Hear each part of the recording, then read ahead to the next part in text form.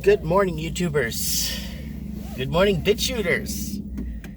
Good morning, Minds.com. Good morning, Patreon. Everybody in the internet world. Welcome to Morning Coffee with Mike. I'm very held back today. Very relaxed today. My dad's in town, in the hospital, and they're going to get him a hospital bed to bring him home tomorrow. And I'm going to grab my coffee, and I'm going to spend 30 minutes, 40 minutes with him before I open my shop. Then I'm going to go have lunch with him, and then I'm going to go after I close my shop and spend the rest of the evening with him. So I want to know how you guys are doing. What have you guys been up to? Anyways, let's kick off what's happening in the markets. Gold's still sitting under 1,400, 1,399. Bond market's just above 2%, but it's just too low. It doesn't even hedge against inflation. Oil is still ticking up a bit. The TSX up, going strong, a few points today, actually. Oil going up.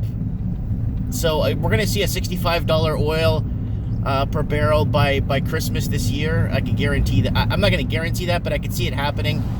I get a lot of people telling me, Mike, you shouldn't be investing in oil because electric cars are going to take over. No. Let's just say, for argument's sake, we took every car on the planet and we replaced it with electric cars. Do you know how much oil we're going to have to take out of the ground to make these electric cars?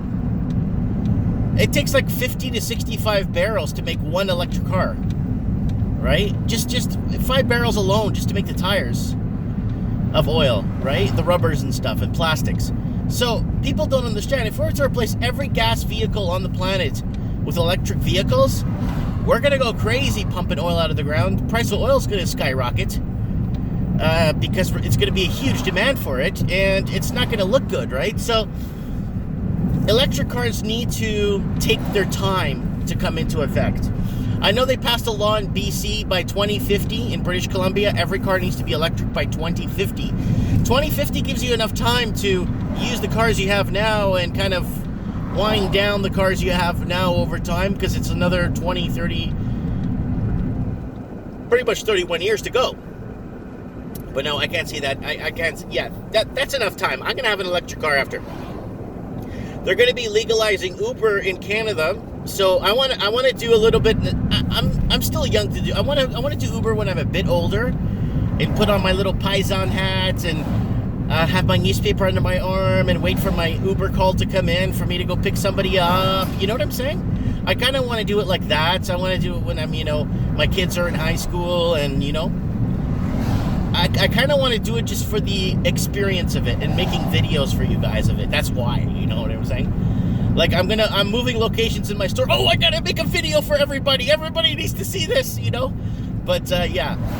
Anyways, I hope you guys saw my video. I'll leave a link at the end of this video of Australia playing down. Let's put a positive spin on the homelessness in Australia or in Sydney and Melbourne, right? Let's put a positive spin on it. It's not really happening. It's only happening to a small percentage of people. You should see my rant on that one, guys. It's really good. Share that video, guys. It'll be at the end of this video. I'll leave it on the top left or right. Man. Morning Coffee with Mike is brought to you by our Patreon supporters. I want to thank everyone that's picking me up a coffee this morning. I really thank you so much for that. Like, I really do, from the bottom of my heart.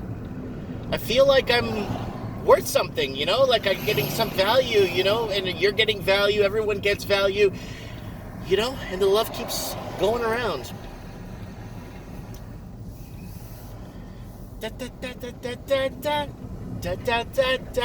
Okay, what's happening in the news? It's one thing I want to bring up. I got to be careful with what I bring up when it comes to news, guys. But North Korea. Taiwan. It has a pact now with the U.S. to buy a whole bunch of military crap. And this is because China's trying to be one China, and all this stuff. But Taiwan does not want nothing to do with China. China could go to hell for for Taiwan. I mean, Taiwan could say, China, go to hell. We don't care. We're autonomous. We want to be like fully independent. You know what I'm saying? I've been to Taiwan 2 times, and I like Taiwan very much. People are there very friendly, and I'm never gonna forget this one security guard. I'll never forget this man. I went to 101, and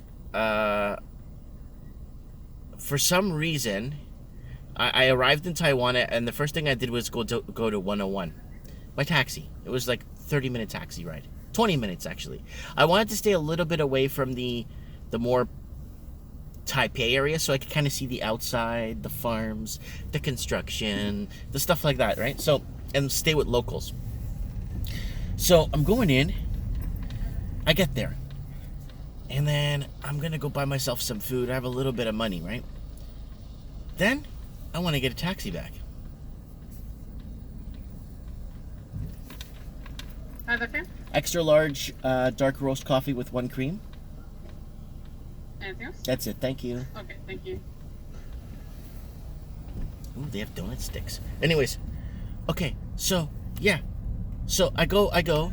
So I'm coming. I gotta come back to the hotel, but I go to the bank machine, but my bank card doesn't work. Hi.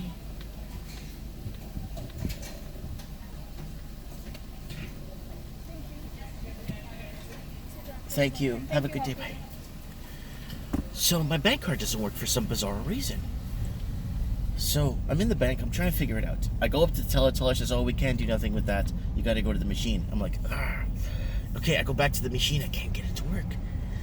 And the security guard comes to me and goes, "Dude, are you okay?" It's like, I can't get the machine to work. I don't know what's wrong. I need to go back to the hotel. I'm just going to start walking there. And I told him where the hotel was. He goes, "Walk? No, it's too far to walk." He goes, "You have to." So he goes to the bank machine and takes out money and gives me the money for the taxi. I'm like, "Oh, no.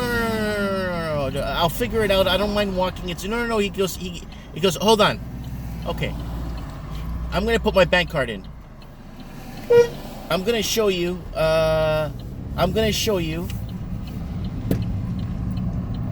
what I'm doing. I put it, and I have to click on something, but it's in foreign writing. It says you got to click on this thing. I go, okay. I don't know what it says. Then it goes into English. And I didn't say English here. It was like just foreign writing.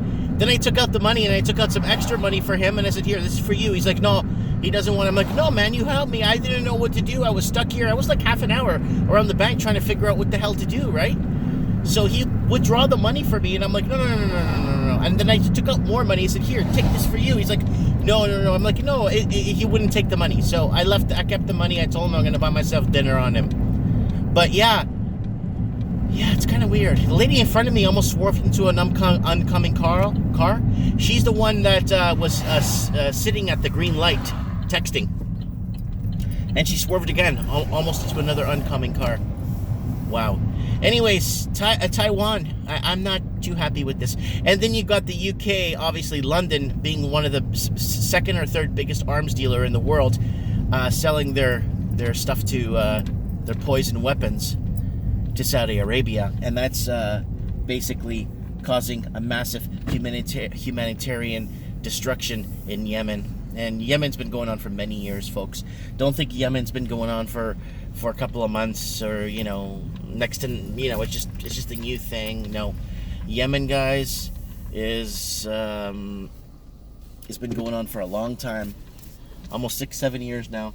Yemen started during the Obama administration's been going on since. So, anyways, guys, that's Morning Coffee with Mike. I'm gonna go see Daddy in the hospital and see if he's doing all right. Lots of love, guys. Don't forget to hit the subscribe button. And thank you, Patreon supporters, for my coffee this morning. I appreciate that. Thanks for watching.